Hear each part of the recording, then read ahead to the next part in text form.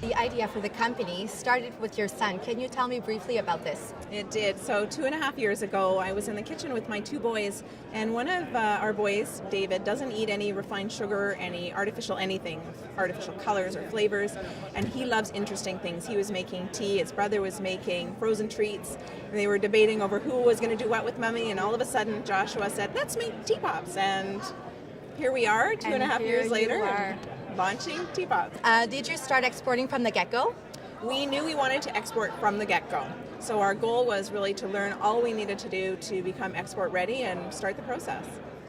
And what was the biggest challenge you faced when starting going international? I'd say the biggest challenge was really learning the market in the United States. It's a different market. It's a different way of launching into the food industry there. So we really had to go out, feel it out, learn about what the best method would be to kind of get into that market and really bring on the appropriate staff. So what was your best strategy to find customers as you were going in? You know what, our best strategy was just to talk about it and let people know what we're doing and why we're doing it and how it started, because really people in the food industry want to know they can trust where their food is coming from.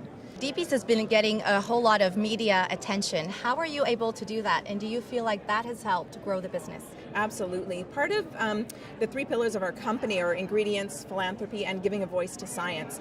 So I wanted to use my background. I did a PhD in an area called maternal fetal toxicology, and I wanted to use my background in science to be able to look at the literature out there and be able to inform people on what's happening in important food research around the world, because it often doesn't go beyond the little conferences. And so I use this as a pillar where we can talk about things like, is there a difference between non-GMO and organic? What are the things that I might want to look for when I'm walking down the food aisle? So you're still a very young company, right? Where do you see yourself in 5 years?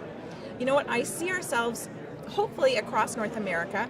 We've actually had interest from the United Kingdom, from Israel, from Chile, from Mexico, from the Arab markets. So we're really excited. We'd like to see ourselves all over.